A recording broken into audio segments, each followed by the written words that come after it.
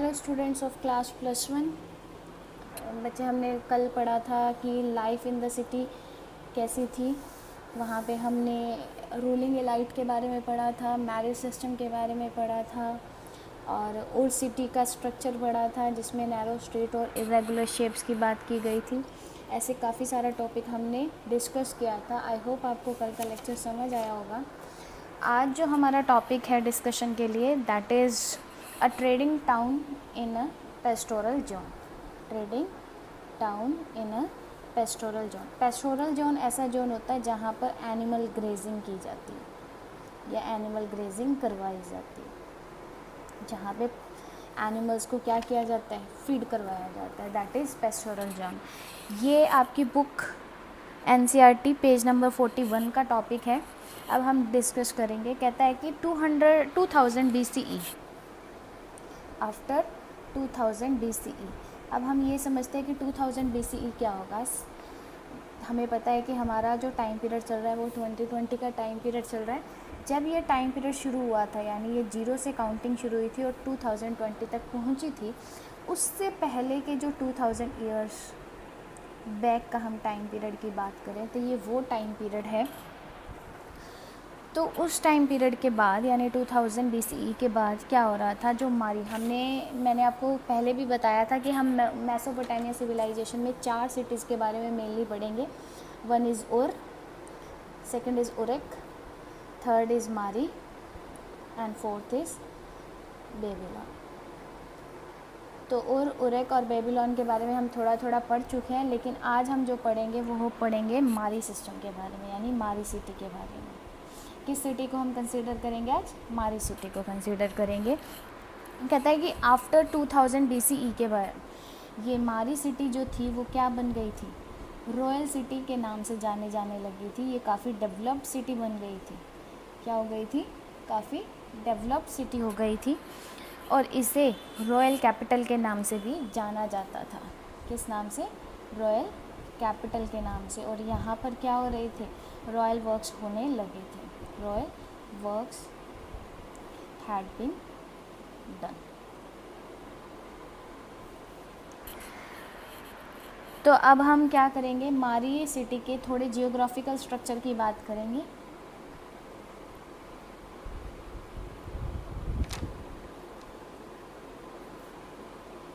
अगर हम मैप में देखिए, आप अपनी बुक में देखो तो ये यूफ्रेटिस रिवर का फ्लो था और जो मारी सिटी थी वो क्या थी?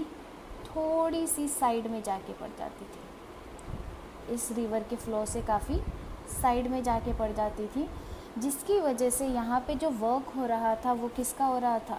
पेस्टोरल जोन का हो रहा था। यानी ये जो जोन बन गया था, ये जो सिटी बन गई थी वो पेस्टोरल सिटी बन गई थी। यहाँ पे क्या हो रहे थे? पशुओं को फीड करवाया जाता था और उन्हीं के मटेरियल को क्या किया जाता था? ट्रेडिंग में यूज़ किया जाता था। जैसे मिल्क हो गई, एग हो गई, ये सब कुछ हो गया। तो मारी ऐसा नहीं है कि यहाँ पे सिर्फ हर्डर्स ही रहते थे, यानी जो पशुपालन किया करते हैं या जिसे हम शेफर्ड भी कहते हैं, यही नहीं रहते थे। यहाँ पे फार्मर्स भी हुआ करते थे, यानी एग्रीकल्चर वर्क भी किया जाता था। कैसे ना कैसे रिवर का जो वाटर था वो उनके खेतों तक लाया जाता था और एग्रीकल्चर एक्टिविटीज़ को भी यहाँ परफॉर्म किया जाता था। लेकिन बहुत से लोग ऐसे थे जो एनिमल हस्बेंड्री पे ही क्या थे? डिपेंडेंट थे। तो जो फार्मर और हर्डर्स थे, यानी जो शेफर्ड और हर्डर्स थे, इनके बीच में क्या हुई करती थी? ट्रेडिंग एक्टिविटीज़ हुआ करती थी। और ये जो ट्रेडिंग एक्टिविटीज़ हुआ करती थी वो बार्टर सिस्टम के बेस थी, यानी वो मटेरियल टू मटेरियल एक्सचेंज किया करते थे। एक जना अपना मटेरियल दिया करता था, दूसरा अपना दिया करता था। कोई मनी एक्सचेंज फॉर्म नहीं हुआ करती थी। तो ये हर्डर्स क्या करते थे? एनिमल प्रोडक्ट दिया करते थे। किसे? फार्मर्स को। और बदले में क्या लिया करते थे फार्मर से? एग्रीकल्चर प्रोडक्ट लिया करते थे, या एनिमल प्रोडक्ट जैसे मिल्क वगैरह हो गया, ऑयल वगैरह हो गया। और ये फार्मर्स क्या करते थे? ग्रेन्स वगैरह दिया करते थे, पल्सेस वगैरह दिया करते थे। तो इस तरह से ये क्या कर रहे थे? ट्रेड कर रहे थे, या हम ये भी कह सकते हैं जो हर्डर्स थे वो क्या करते थे, अपने एनिमल्स को ही क्या कर दिया करते थे, बेच दिया करते थे, और बदले में क्या कर लेते थे, एग्रीकल्चर प्रोडक्ट ले लिया करते थे। यानी टोटली बार्टर सिस्टम चल रहा था, मनी एक्सचेंज फॉर्म नहीं था। लेकिन कई बार क्या हुआ करता था, अब देखो जहाँ पे दो लोग होंगे वहाँ पे कॉन्फ्लिक्ट्स भी होंगे ही होंगे, तो हर्डर्स और फार्मर्स के बीच में भी क्या हो जाते थे, कुछ इश्यूज हो जाते थे जिनकी वजह से उनके कॉन्फ्लिक्ट्स हो जाते थे। और वो कॉन्फ्लिक्ट्स कैसे होंगे, किस वजह से होंगे, अब हम ये डिस्कस करेंगे। तो मैंने आपको बताया कि ये यूफ्रेटिस रिवर ही थी, यहाँ पे मारी सिटी क्या कर रही थी, डेवलप हो रही थी। तो सपोज़ करो ये किसी फार्मर का क्या था, लैंड एरिया था, और यहाँ पे क्या थे, हर्डर्स अपनी एनिमल हस्बेंड्री को बना के बैठे हुए थे। तो जब इन हर्डर्स ने अपने एनिमल्स को फीड करवाने या वाटर ड्रिंकिंग के लिए, वहाँ ये तो था नहीं कि सबमर्सिबल का पानी आ रहा है या कोई म्यूनिसिपल कमेटी की तरफ से कोई पानी सर्विस, वाटर सर्विस चल रही है, तो उस टाइम क्या था, रिवर ही थी एक वाटर सोर्स जिसको वो यूज़ किया करते थे। तो एनिमल्स को पानी पिलाने के लिए वो क्या करते थे, इस रिवर पर ले जाते थे। लेकिन वो जो रिवर थे, इस रिवर के पास जाने के लिए वो कोई और रास्ता नहीं, बल्कि इस खेतों के बीच में ही क्या करते थे, अपना वे बनाते थे और अपने एनिमल्स को लेकर जाया करते थे, जिनकी वजह से यहाँ पे जो क्रॉप हुआ करती थी वो एनिमल्स फीड की वजह से डिस्ट्रॉय होने लग गई थी। और साथ ही साथ क्या थे, जो एनिमल्स यहाँ से क्रॉस किया करते थे, पास वे किया करते थे, वो क्या करते थे, इन क्रॉप्स को फीड के रूप में यूज़ भी कर लेते थे, जिनकी वजह से फार्मर्स और हर्डर्स के बीच में क्या होने लग गया था, कन्फ्लिक्ट होने लग गया था। एक ये रीज़न हो सकता है इनके कन्फ्लिक्ट का, और दूसरा क्या था कि फार्मर्स क्या कर लेते थे, इन हर्डर्स को यहाँ से जाने का कोई वे ही नहीं देते थे, कोई वे ही नहीं देते थे, जिस वजह से क्या हो गए थे, यहाँ पे कन्फ्लिक्ट्स बनने लग गए थे। तो ऐसे हर्डर्स और फार्मर्स के बीच में क्या हो रहा था, ट्रेड वर्क भी हो रहा था, लेकिन कन्फ्लिक्ट्स भी हो रहा था। ऐसा नहीं है कि मारी में सिर्फ हर्डर्स और फार्मर्स ही रह रहे थे, डिफरेंट टाइप्स के लोग थे, डिफरेंट कल्चर के साथ वहाँ पे रह रहे थे। उनका खुद का क्या हुआ करता था, कल्चर हुआ करता था, different types of culture and different types of people.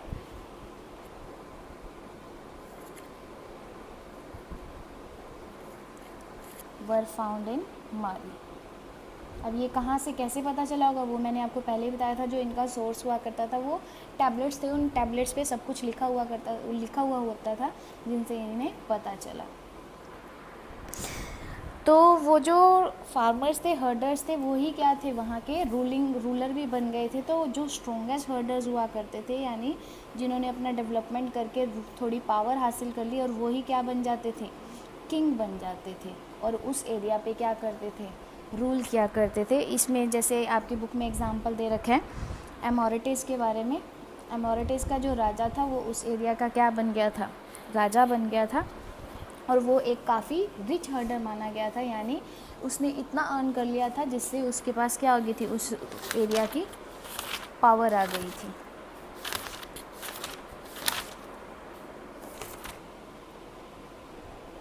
सिर्फ अमर्टीज़ ही नहीं थी, अकेडियंस, अजायरन, अमेरियंस, ये इनके भी क्या थे, राजा थे। मतलब क्या थे कि वहाँ पे लोग क्या ट्रेड करने के लिए आते थे, कौन से, जैसे हर्डर हो गए या फार्मर्स हो गए, और धीरे धीरे उनका जो ट्रेड लेवल था वो हाई होता गया, और उसके हिसाब से वो क्या करने लग गए, पावरफुल बनने लग गए, और उनके हाथ में पावर आ गई, और वो क्या हो गई, किंग बन गए थे उन राजा की। ऐसे ही एक क्या था, जिमरिलिम सिटी का क्या हुआ करता था, किंग हुआ करता था। अब हम इसकी बात करेंगे। हम एक राजा की बात करेंगे जिसका नाम था जिमरिलिम। वो क्या था, मारी में उसका एक बहुत बड़ा पैलेस हुआ करता था, यानी वो वहाँ का किंग था, और उसका जो टाइम पीरियड था वो था 1810 टू 1760 BCE। आपको BCE पता होगा, इनवर्स ऑर्डर में चलता है। तो उसका जो पैलेस की जो फिगर वगैरह है वो आपके NCERT book page number 42 and 43 पे दे रखी है, जिसको मैं अब आप दिखाने जा रही हूँ। ये देखिए, ये आपकी बुक में स्ट्रक्चर दे रखा है। जिमरिलिम किंग का जो पैलेस था हमारे में, ये बहुत बड़ा पैलेस था। इसकी जो टोटल लैंड थी वो थी 2.7 हेक्टेयर्स, और 2.4 हेक्टेयर्स एंड इसके अंदर 260 यानी 260 रूम्स हुआ करते थे। और ये एक स्ट्रक्चर दिया हुआ है, देखिए इसमें ये जो राइट साइड है यहाँ पे किचन दे रखी है, और किचन के नीचे क्या साइड में क्या दिखा रखा है, लेवेट्री एंड बाथ यानी toilet, washroom and bath area दिखा रखा है, बाथिंग एरिया दिखा रखा है। और ये ऑडियंस हॉल 132 कहा जाता है कि ऑडियंस हॉल की जो वॉल पे पिक्चर्स थी वो काफ़ी अमेजिंग पिक्चर्स थी। और ये कोई स्पेशल रूम हुआ करता था जहाँ पर इस किंग के जो फ़ॉरेन फ्रेंड्स हुआ करते थे या फ़ॉरेन ट्रेडर्स हुआ करते थे वो आकर यहाँ कॉन्फ्रेंस किया करते थे, कोई डिसीज़न लिया करते थे, और यहीं पे उनका क्या हुआ करता था, डिनर वगैरह या फीडिंग एक्टिविटीज़ हुआ करती थी। और ये देखो 106 इनर कोर्ट दिखाया गया जहाँ पर क्या होते थे, राजा डेली बेसिस पे अपनी फैमिली के साथ या जो भी उसके फ्रेंड रिलेटिव्स इस पैलेस में रहा करते थे उनके साथ ये खाना वगैरह खाया करता था। और यहाँ पे ये देखिए ये एक एंट्रेंस, इस पूरे पैलेस का एक ही एंट्रेंस गेट दिखाया गया है। और ये यहाँ का वेल हो गया। तो ये स्ट्रक्चर आपकी बुक में दे रखा है, आप इसे ज़रूर एक बार देख लें। तो ये जिमरल किंग के पैलेस का स्ट्रक्चर दे रखा है। हम इस स्ट्रक्चर से ये पता लगा सकते हैं कि जो हर्डर्स या फार्मर्स हुआ करते थे, जो पावरफुल हो जाते थे, उनका वो किंग बन जाते थे और उनका काफ़ी बड़ा वहाँ पर पैलेस हुआ करता था। तो इस पैलेस के जो राजा हुआ करते थे, अगर उनको किसी से ख़तरा हुआ करता था तो जो उनके जो सोल्जर्स वगैरह हुआ करते थे वो इन्हें ये बताते थे कि अगर कोई फायर से सिग्नल दे रहा है तो डैट मीन्स उनके जो पैलेस या उसके जो राजा है उसको ख़तरा है, उन पर कोई अटैक करने वाला है। तो ऐसे सिग्नल्स को सस्पेक्टेड सिग्नल्स कहा जाता था। और वहाँ के जो हर्डर्स और फार्मर्स थे उनको इस पैलेस के अंदर आने जाने की परमिशन थी, लेकिन अगर कोई सस्पेक्टेड हर्डर या फार्मर लगता था तो उनके ऊपर वो क्या करते थे, टोटली निगरानी किया करते थे। बिल्कुल उनको क्या किया जाता था, हर उनकी एक्टिविटीज़ को नोट डाउन किया जाता था और राजा को बताया जाता था। तो ये थी जिमरल किंग की कहानी। अब मैंने आपको बताया था कि जो मारी सिटी थी वो यूफ्रेटिस रिवर के थोड़ी सी साइड में जाकर पड़ती थी। तो ये जो मारी सिटी थी वो ट्रेडिंग एक्टिविटीज़ में काफ़ी बढ़ चढ़कर अपना इन्वॉल्वमेंट दिखा रही थी। तो उसके बारे में अब हम बात करेंगे कि ये ट्रेडिंग एक्टिविटीज़ में कैसी थी। जैसे ही हमारा टॉपिक था कि एक trading activity in pastoral zone, तो हम ये बात करेंगे। मैंने आपको बताया था कि ये एक रिवर हो गई, ठीक है। तो यहाँ पे आपकी मारी सिटी आ जाती है। तो इस रिवर के ट्रांसपोर्ट मोड से यानी बोट शिप्स वगैरह से अगर कोई और सिटीज़ ट्रेडिंग एक्टिविटीज़ परफॉर्म कर रही है, जैसे टर्की हो गई, सीरिया हो गया, लेबनान हो गया, अगर इन्होंने क्या करना था, ट्रेडिंग एक्टिविटीज़ को परफॉर्म करना था, यानी एक जगह से दूसरी जगह पर क्या करना था, प्रोडक्ट्स को, गुड्स एंड सर्विसेज को ट्रांसफ़र करना था। और कौन कौन सी गुड्स वहाँ पर ट्रांसफ़र की जाती थी, जैसे वुड्स हो गई, कॉपर टिन हो गई, ऑयल हो गया, वाइन हो गई, ऐसी काफ़ी सारी चीज़ें क्या थी, बोट के थ्रू एक प्लेस से दूसरी प्लेस पर ट्रांसफ़र की जाती थी। तो अगर कोई भी ऑब्जेक्ट यहाँ से इस रिवर के थ्रू लाया जा रहा है या भेजा जा रहा है, तो यहाँ पर जब वो मारी स्टेशन पे आती थी, यानी मारी के पास पहुँच जाती थी, तो जो मारी के किंग हुआ करते थे वो क्या करते थे, यहाँ पे कुछ कंडीशंस इम्प्लाई कर देते थे। क्या कर देते थे, कुछ कंडीशंस इम्प्लाई कर देते थे, या हम आज के टाइम में कह सकते हैं कि एक्साइज ड्यूटी लगा दिया करते थे। टॉल सिस्टम यहाँ पर था। तो वो क्या करते थे, यहाँ पे टैक्स पे करवाया करते थे जो भी ऑब्जेक्ट ट्रांसफ़र किया जाता था। और उनकी कुछ कंडीशंस हुआ करती थी कि सिंगल जो बोट होगी उसमें 300 जार से ज़्यादा जार्स नहीं होने चाहिए। और जो ऐसी कुछ कंडीशंस थी कि ये वाली वैल्यू इतनी होनी चाहिए, ग्रेन इतने होने चाहिए। तो ऐसी कुछ कंडीशंस वो इम्प्लाई कर देते, इम्पोज कर देते थे, जिसकी वजह से वो ट्रेडिंग एक्टिविटीज़ में काफ़ी एक्टिव पाए गए।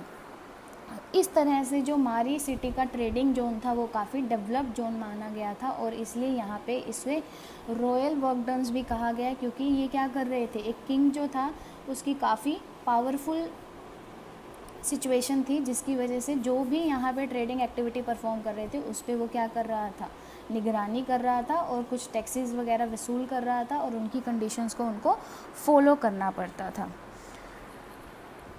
तो ये था मारी सिटी का ट्रेडिंग एक्टिविटी, और इसीलिए इसको क्या कहा गया है, रॉयल सिटी भी कहा गया, रॉयल कैपिटल भी कहा गया है। आई होप आपको ये समझ आ गया होगा। अब जो हमारा सेकंड लास्ट टॉपिक है इस चैप्टर का, that is cities in Mesopotamian culture.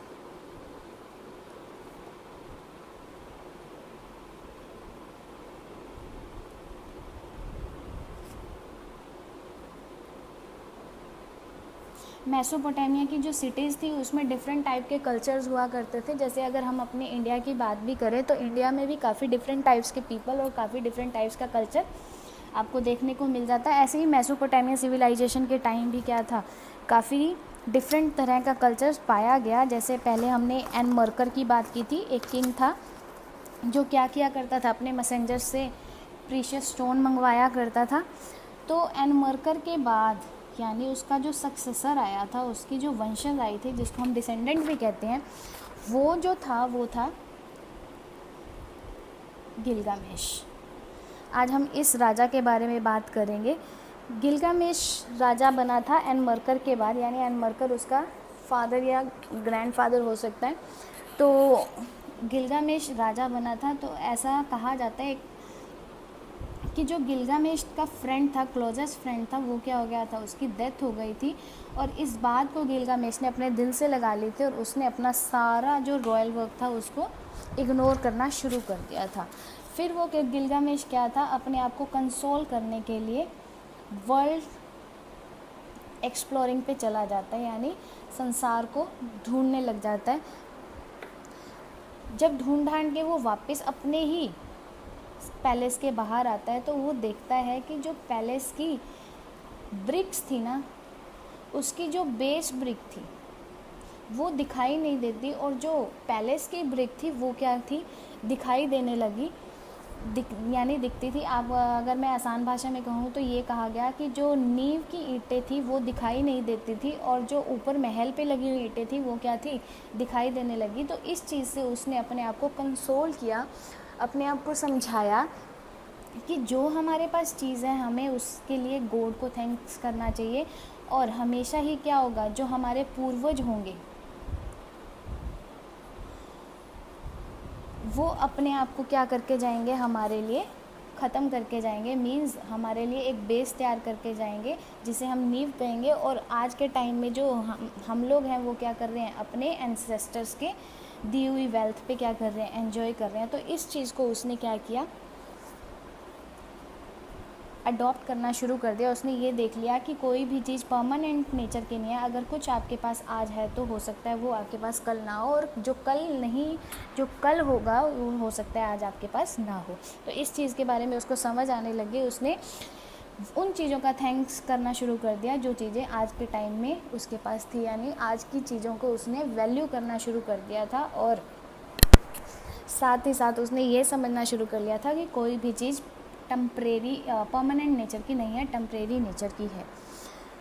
तो ये जो सारी कहानी थी, ये जो सारा कल्चर था मेसोपोटामिया का, वो सारा का सारा किस में था, टैबलेट्स में दिया गया था जैसे, और टैबलेट्स में बताया गया था। और ये जो कल्चर था वो पोइट्री फॉर्म में था, कविता की फॉर्म में दिया गया था। जैसे कि हमारे भी अगर रामायण, गीता या किसी भी ग्रंथ की बात की जाए तो वो पोइट्री फॉर्म में लिखा गया है, बिल्कुल सीधी लाइन में नहीं लिखा जाता। पोइट्री फॉर्म में, या हम कह सकते हैं कि सॉन्ग फॉर्म में लिखा जाता है। उसको क्या करना पड़ता है, समझना पड़ता है, ट्रांसलेट करना पड़ता है, और उससे हमें एक क्या मिलती है, स्टोरी मिलती है। तो इन्हीं चीज़ों से, यानी मेसोपोटामिया का जो कल्चर था वो भी पोइट्री फॉर्म था, और उसी से हमें पता चलता है कि जो मेसोपोटामिया का कल्चर था वो डिफरेंट कल्चर था। वहाँ पे डिफरेंट लोग क्या किया करते थे, रहा करते थे। और वहाँ पे गिलगामेश राजा की एक कहानी भी बताई गई थी पोइट्री फॉर्म के अंदर। आई होप आपको ये टॉपिक समझ आ गया होगा। अब हमारा जो है लास्ट टॉपिक है इस चैप्टर का, that is legacy of writing.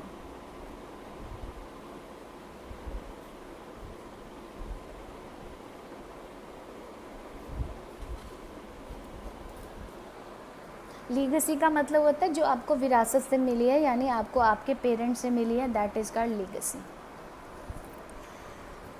जो राइटिंग स्किल्स थी, जैसे हमने पहले भी बात करी थी कि मेसोपोटामिया सिविलाइजेशन ऐसी सिविलाइजेशन थी जिसने पहली बार क्या किया था, राइटिंग स्किल को डेवलप किया था। और मेसोपोटामिया सिविलाइजेशन ही ऐसी सिविलाइजेशन थी जहाँ से हमें राइटिंग जो थी वो लीगेसी के रूप में मिली।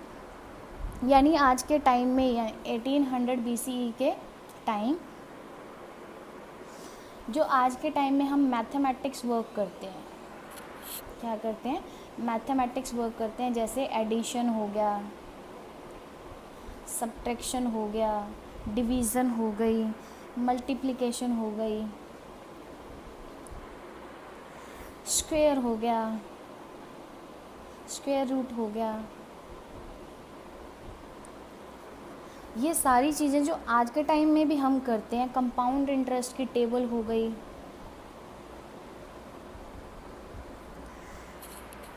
ये सारी की सारी चीज़ें हमें कहाँ से मिली है, मेसोपोटामियन सिविलाइजेशन से मिली है। लेकिन हमने ये भी पढ़ा हुआ है कि जीरो की जो वैल्यू हमें दी थी वो किसने दी थी, आर्यभट्ट ने दी थी। लेकिन कुछ ना कुछ तो मेसोपोटामियन सिविलाइजेशन में ऐसा था जिससे हमें ये सारी मैथमेटिकल आइटम्स मिली थी। ये हमें कैसे पता चला, उनके टैबलेट्स के द्वारा ही पता चला। उनके टैबलेट्स पे क्या था, स्क्वायर ऑफ 2 की वैल्यू निकाली गई थी जो अप्रॉक्सीमेटली 1.4 होती है। तो ये सारी चीज़ें हमें कहाँ से मिली, हम ये कह सकते हैं कि ये सारी चीज़ें उस टाइम पे भी एग्जिस्ट करती थी जब मेसोपोटामिया सिविलाइजेशन एग्जिस्ट कर रही थी। सिर्फ मैथ्स की बात नहीं, उन्होंने हमें क्या दिया, साइंस के बारे में भी बताया। साइंस में जैसे हम पढ़ते हैं ल्यूनर एक्लिप्स, सोलर एक्लिप्स यानी सूर्य ग्रहण और चंद्र ग्रहण,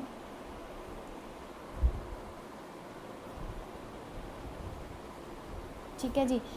रिवोल्यूशन टाइम यानी जो अर्थ है वो कितना टाइम लेती है चक्कर लगाने में, और जो 1 ईयर है वो किसके इक्वल है, 12 मंथ्स के इक्वल है, 12 मंथ्स, और 1 मंथ जो है वो 30 या 31 डेज़ का है, एक वीक में 7 डेज़ हैं।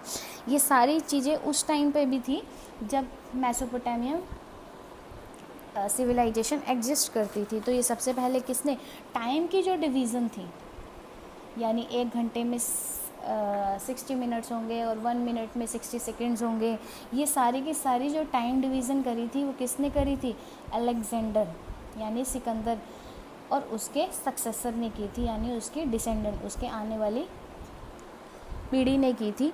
और उसके बाद ही क्या हुई थी, ये इस्लाम में, वर्ल्ड ऑफ इस्लाम में ट्रांसफ़र की गई या यूरोप में ट्रांसफ़र की गई ये चीज़ें। ये सारी की सारी बातें हमें कहाँ से पता चली, मेसोपोटामियन सिविलाइजेशन से पता चली। यानी हमें मेसोपोटामियन सिविलाइजेशन ने लीगेसी ऑफ राइटिंग दी। और इसका क्या प्रूफ है कि उस टाइम पे भी मैथमेटिक्स वर्क हुआ करते थे, जैसे एडिशन, सब्ट्रैक्शन, डिवीज़न और मल्टीप्लिकेशन, स्क्वायर और स्क्वायर रूट हो गए। वहाँ पे 2 का स्क्वायर रूट दे रखा था जिसकी वैल्यू निकाल रखी थी 1.4। ये सारी की सारी बातें हमें उनके टैबलेट से मिली, जो आर्कियोलॉजिस्ट को दफनाई हुई मिली है। और हमें साइंस के बारे में भी पता चलता है कि लूनर एक्लिप्स, सोलर एक्लिप्स और रेवोल्यूशन टाइम और टाइम डिवीज़न भी क्या था, उस टाइम पे किया जा रहा था। तो इन 3 बातों का पता चला जिससे हम ये कह सकते हैं कि मेसोपोटामियन सिविलाइजेशन एक ऐसी सिविलाइजेशन है जिसने हमें राइटिंग स्किल दी। तो यही आपका सारा चैप्टर था मेसोपोटामियन कल्चर के बारे में, राइटिंग एंड सिटी लाइफ में। आज आपका ये 2nd चैप्टर यहाँ पे फिनिश हो जाता है। आज जो हमने टॉपिक डिस्कस किया that is trading activity in pastoral zone. आपको समझ आ गया होगा कि पेस्टोरल जोन में कैसे ट्रेडिंग एक्टिव होती है। वो यूफ्रेटिस रिवर के थ्रू हो रही थी, यानी वो यूफ्रेटिस रिवर पे आने जाने वाले सारे ऑब्जेक्ट्स पे टैक्स वगैरह और कुछ कंडीशंस वगैरह इम्प्लाई कर रहे थे, जिसकी वजह से वो क्या बन गए थे, ट्रेडिंग रूलर बन गए थे। और इसी वजह से उन्हें क्या कहा जाता था, रॉयल सिटी भी कहा जाता था। किसको, मारी सिटी को। फिर हमने जिमरल्स किंग के बारे में भी पढ़ा था, और हमने साथ ही साथ सिटीज़ मेसोपोटामियम के डिफरेंट कल्चर्स के बारे में हमें प्रूफ मिला कि वहाँ पर डिफरेंट कल्चर क्या करता था, एग्जिस्ट करता था, जैसे हमारे इंडिया में करता है। और फिर हमने जो लास्ट टॉपिक पढ़ा वो पढ़ा writing skill as a legacy, कि हमें जो मेसोपोटामियन कल्चर से राइटिंग स्किल मिली है वो हम उनकी लीगेसी है, विरासत है।